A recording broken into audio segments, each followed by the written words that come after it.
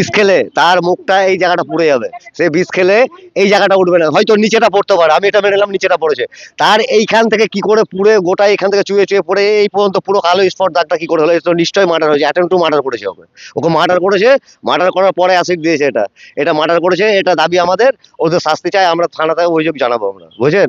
এই আমার বক্তব্য। ঝামেলা হয়েছে, ওখানকারই ছেলে ছিল, তোমাদের দেশেরই ছেলে, আমাদের দেশ তো ওখানে না, আমার শ্বশুর বাড়ির দেশ সেটা। তো বললাম তাহলে এক কাজ করেন, তাহলে কিভাবে মারা গেল না গেল জানেন না? তো আমি বললাম যে অ্যাসিডটা যে খেবে, তো আমি নিজে হাতে কি আমি খাবো?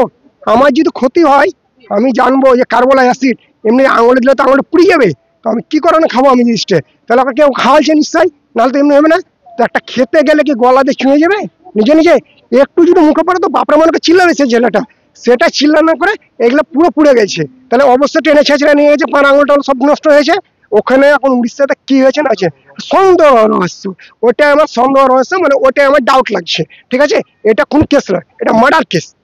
আমার ছেলেকে বিষ খাইলে আপনার খাই আপনি আমার ছেলেকে আমি ওই ছেলের ছেলেকে মেরে ফেল দিয়েছে। কি করে জানো বাবা, সেটা আমি বলতে পারছি কি বাবা, বলো ছেলে কোনটা ছেলের মা কোনটা আছে, কি করে জানবো সেটা কি কারণে কি হলো না হলো বাবা, আমি বলতে পারছি কি না। ছেলের বিয়ে হয়নি বাবা। এই ছেলেগুলো লেগেছে, তাদের একটু মুখ থেকে আমরা জব নেবো যে কি কারণে মরেছে, কি কারণে কি হয়েছে, এই জবটা নেবো আমরা। মেরে ফেলেছে না বিষ খেয়েছে সেটা খবর চাই। আরো এক রহস্যজনক মৃত্যু। এই মুহূর্তে আমরা ঠিক দাঁড়িয়ে রয়েছি মুর্শিদাবাদ জেলার রঘুনাথগঞ্জ থানার অন্তর্গত সন্মতিনগর গ্রাম পঞ্চায়েতের আহমদপুরে। 2 দিন পূর্বে আমরা একটি বিশেষ খবর দেখিয়েছিলাম, চেন্নাইয়ে খুন নাকি আত্মহত্যা করা হয়েছে সেই যুবকের। তারপরে পরে আবারও আজকে আরো একটি মর্মান্তিক ঘটনা। একের পর এক মুর্শিদাবাদ জেলা, যেখানে অধিকাংশই পরিযায়ী শ্রমিক আর অধিকাংশ পরিবারের সন্তানরাই মায়ের কোল খালি করে যেন পাড়ি জমাচ্ছেন না ফেরার দেশে, আজকে এমনই আরো একটি ঘটনা নিয়ে আপনাদের সম্মুখে আমরা হাজির হয়েছি। নাম সেঞ্জারুল, বয়স আনুমানিক 23 বছর। কাজে গিয়েছিলেন। বাড়ির যে দুরবস্থা, বাড়ির যে চিত্র, তা দেখে বুঝতে পারছেন নিম্নবিত্ত পরিবার থেকে বিলং করা একটি ছেলে। মা বাবার মুখে অন্ন তুলে দেওয়ার তাগিদে উড়িষ্যা কাজে গিয়েছিলেন। পেশা হিসাবে রাজমিস্ত্রি করতেন সেঞ্জারুল শেখ। তবে কি এমন হলো, কি কারণেই বা সেঞ্জারুল শেখের মৃত্যু হলো? খুন, আত্মহত্যা নাকি স্বাভাবিক মৃত্যু? এই নিয়ে ধোঁয়াশা, একের পর এক রহস্য উঠে আসছে সেঞ্জারুল শেখের পরিবারের সদস্যদের কাছ থেকে। 1 মাস 7 দিন আগেই পাড়ি জমিয়েছিল ভিন রাজ্য উড়িষ্যায়। সেখানে গিয়ে অর্থ উপার্জন করবে, পরিবারের মুখে হাসি ফুটাবে, মা বাবার একটুখানি হলেও দুশ্চিন্তা মুক্ত করবে তাদের সন্তান সেঞ্জারুল। কিন্তু কি এমন ঘটে গেল যে তার মৃতদেহ, নীরব অবচেতন দেহটি ফিরতে হলো তার বাড়িতে? সন্দেহের দানা বাঁধছে একের পর এক। কেউ বা তার সাথে থাকা যারা সঙ্গী সাথী বলছে তাড়াতাড়ি দাফন কাফন করে নিতে হবে। আবারও ঠিকাদার পন্থীর পক্ষ থেকে জানানো হচ্ছে অ্যাসিড খেয়ে সে মৃত্যুবরণ করেছে। তবে অ্যাসিড কেন পান করলো সেঞ্জারুল, এই প্রশ্ন কিন্তু দাঁড়া বাঁধছে। একের পর এক মুর্শিদাবাদ জেলা জুড়ে শুধু আত্মহত্যা, খুন, স্বাভাবিক মৃত্যু ভিন রাজ্যে কেন হচ্ছে? এর পেছনে মূল কারণ কি? রাজ্যের মুখ্যমন্ত্রী মমতা বন্দ্যোপাধ্যায় বারংবার বলছেন যে মানবিক মুখ্যমন্ত্রী। তবে মুর্শিদাবাদ জেলা জুড়ে কখনো লালগোলা, কখনো ভগবানগোলা, কখনো রঘুনাথগঞ্জ, তো কখনো জঙ্গিপুর, শামশেরগঞ্জ, অর্থাৎ মুর্শিদাবাদ জেলার প্রতিটা ব্লকে ব্লকে এইভাবে অস্বাভাবিক মৃত্যু যেন এক শোকের ছায়া পরিবার সহ গ্রামবাসী, আত্মীয় পরিজনদের মধ্যে পড়ছে। কান্নার রোল ইতিমধ্যে সেঞ্জারুলের পরিবারের। তবে কে বা কারা সেঞ্জারুলকে খুন করলো, নাকি স্বাভাবিক মৃত্যু, নাকি আত্মহত্যা, এই ধোঁয়াশার দানা যেন গ্রাস করেছে পরিবার সহ স্থানীয় মানুষজনদের। তবে এর সঠিক তদন্তের দাবি জানাচ্ছে পরিবারের সদস্যরা। ইতিমধ্যে রঘুনাথগঞ্জ থানায় লিখিত অভিযোগ দায়ের করবে ঠিকাদার পন্থীর বিরুদ্ধে, এমনটাই আমরা জানতে পেরেছি। তার কারণ এই ঘটনা শুধু আজকের ঘটনা নয়, একের পর এক একটি মায়ের কোল খালি করেই না ফেরার দেশে পাড়ি জমাচ্ছে যুবকরা। তাতে করে আশাহত হয়ে পড়ছে পরিবারের সদস্যরা।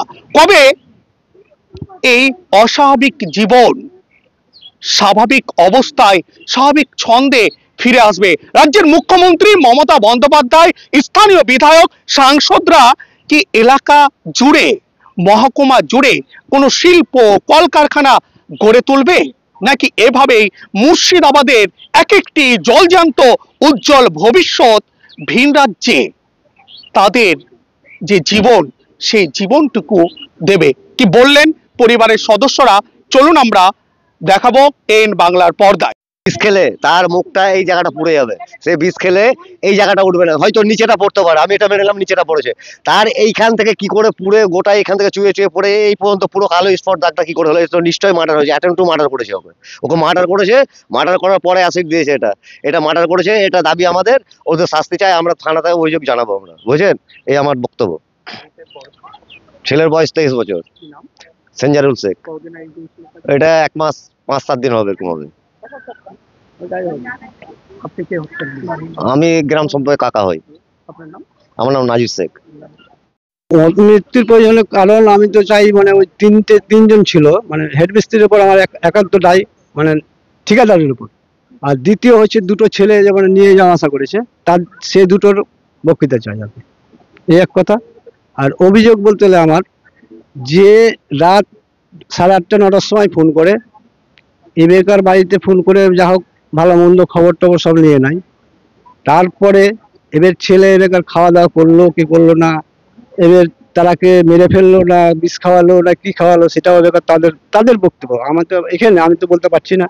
দ্বিতীয় প্রশ্ন হচ্ছে, রাত 11:30 নাগাদ ফোন করে যে বিষ খেয়েছে, ওই সাইডে দুটো ছেলে ছিল, সেই ছেলে দুটো। হ্যাঁ, আবার আমার ছেলেরই মোবাইল তার কাছেই আছে, সেই ওই মোবাইল থেকেই কথা হচ্ছে।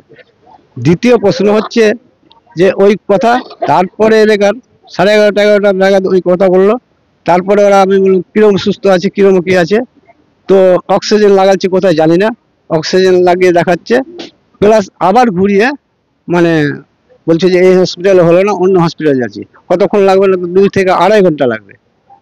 হ্যাঁ, সে হসপিটাল নিয়ে গেল, ফোন করলাম, আমরা বাড়ি থেকে ফোন করি, ওরা করে না। তারপর বললো যে আমরা হসপিটালে বেড়ে ঢুকে গেলাম, হসপিটালে ঢুকে দিয়েছি। ঢোকার পরে আর কোনো রিপোর্ট পাইনি। দ্বিতীয় রাত 4:30টার সময়তে খবর আসছে কি মৃত্যু। এবারকার মৃত্যুর খবর আমার বাড়ি আসে না, ওই কি নামটা বলি, নাজুর মা এসে আমাকে খবর দেয় এখানে বাড়িতে, অমুক রে তোর ভাই মারা গেছে। এই বক্তব্য আমার, এইটুকুনি, যেটুকুন যা করার আপনারাকে এই অনুরোধ করে, ভাইপো। এটা আমি ওইটাই চাইছি, ক্ষতবদ্ধ হয়েছে, ওই কারণে আমি বলছি যে মানে এটাকে মেরে ফেলা হলো কি করা হলো, এটা তদন্ত আমাকে চাই। আমি হ্যাঁ অনুমান করছি যে আমি মেরে ফেলেছি। হ্যাঁ, এটাই আমার রহস্য। কারণ আমাকে তো লাগছে যে মেরে ফেলেছে, মারধর করেছে, কি কথা কাটাকাটি করতে করতে যা হোক মারধর করেছে। না, আমি যোগাযোগ কারোর সাথে কোনো জায়গা করতে পারছি না, আমি তো দূরে। না, ঠিকাদার ফোন করেনি, ঠিকাদার ফোন করছে ওর বাবাকে প্রায় কিরম টাইমে করছে বলো? কাগজে লেখা আছে, কাগজটা আপনাকে দিয়েছি, কাগজে লেখা আছে। ওই নাগাদ 4টা কি 4:30 ওর বাবাকে খালি ফোন করে ঠিকাদার একবারই রিপোর্ট করেছে ওর বাবাকে যে আপনার ছেলে মারা গেছে। তাছাড়া আদার্স ঠিকাদার আমাকে কি আমার দিয়ার ব্যাপারে বলেছে যে নাচ তোমরা কি করতে চাও, আমি যে আমার নাচ বাড়িয়ে চাই, তোমরা কেউ আসবে, বলছে আমরা গেলে পরে তো আমার নাচ এখন 2 দিন লেগে যাবে আনতে, নাচ তুমি যেমন করি হোক আমার নাচ আজকে পৌঁছাও, আমাকে আজকে যা হোক নাচ আমাকে পৌঁছে দিয়েছে। পোস্টমর্টম হয়েছে ওখানে। পোস্টমর্টমের কাগজ টাগজ আমি কিছু পাইনি। এবার আমাকে ওরা এখনো এসব বলেনি, নাচ নামিয়ে দিয়েছে। পোস্টমর্টমের কাগজ কি এই এখন সাদা কাগজ দিয়েছে যে এটা এই নাও, তুমি যা হোক কিছু বলো কি কিছু করো, এসব কিছু বলে না। ওনারাই আবার টাকা দিচ্ছে আমাকে যে নাচ ঢেকে দাও, নাচ ঢেকে দাও। আরে আমি তো নাচ ঢাকবোই, আমার হ্যাঁ যারা নিয়ে এসছে তারাই টাকা দিচ্ছে। বাড়ি ওর ঠিকাদার, মানে ঠিকাদারের তারা কে লোকগুলা কোথাকার লোক বলছে রে, মহানগর পথে ঠিকাদার, মানে যারা বলছে নাচ ঢাকার কথা, যে টাকা দা করেছে নাচ ঢেকে দাও। ঠিকাদারের নাম হচ্ছে হাসান, আর দুটো ছেলে, ওই ছেলে দুটোর নাম হচ্ছে, একটার নাম হচ্ছে নাজি, কি ওর নাম, নাজু আর সাকির। ওই কাগজ আমার দাবি চাই যে মানে তারাকে, আমাকে অভিযোগ গুলো আমাকে শাস্তি, মানে বুঝিয়ে আমাকে যা হোক কথা বলে আমাকে যা হোক একটা সিদ্ধান্ত যা হোক লেখ, না হলে আমাকে শাস্তি চাই, খুন করার আমি শাস্তি চাই। অভিযোগ দায়ের করছেন আপনারা? অভিযোগ আমি থানায় এখনো বাইর করিনি। আমি নাচ যদি আমার রাস্তাতে আবার ছেড়ে দেয়, অভিযোগ করে যদি হ্যাঁ, যদি আমি কথা বলছি যে যদি আমি অভিযোগ করতে যাই আমার থানাতে, এবার আমার থানা যদি কোনো থানাতে যদি কল করে রাস্তাতে, তাইলে যদি কোনো থানাতে, হ্যাঁ থানায় অভিযোগ জানাতে যাবো। আপনার নাম? আমার নাম আনিকুল শেখ। আপনি কে হচ্ছেন সম্পর্কে? কাকা। সে তো একটা পরিযায়ী শ্রমিক, সে বাইরে কাজ করতো উড়িষ্যা, তো সেখানে আরো গ্রামেরও আছে, এবং সে ঠিকাদার যার মারফতে কাজে গেছিল তারাই সম্পূর্ণটা বলতে পারবে, যেহেতু আমরা জানি না বিষয়টা, এবং তারা অনুমান করছে যে সেটা মার্ডার। পুলিশ এখন পোস্টমর্টম করেছে, রিপোর্ট আসবে, এবার তারা প্রশাসন কতটুকু কি তারাকে দিয়েছে তারাই বলতে পারবে। এখন বর্তমানে পশ্চিমবঙ্গের যা পরিস্থিতি সব থেকে ভয়ঙ্কর। এর কারণ আমাদের পরিযায়ী শ্রমিক দিনের দিন আরো মানে পরিযায়ী হচ্ছে মানুষ অনেক। তার কারণ হচ্ছে সরকারের ব্যর্থতা, সরকারের কোনো কাজ নেই, সরকার একদম ভেঙে পড়েছে, এবং আইন ব্যবস্থা পুরোপুরি পশ্চিমবাংলায় দেখতে পাবেন এরকম ভরি ভরি কেস, মার্ডার, খুন, ধর্ষণ বহুত রকম হচ্ছে। এটা একমাত্র কারণ হচ্ছে প্রশাসনের গাফলতি, প্রশাসন ভেঙে পড়া এবং সরকার ভেঙে পড়া। এটাই তার মূল লক্ষ্য। এগুলো সেটা পরিবার করবে, হয়তো আজকে করে যাবে।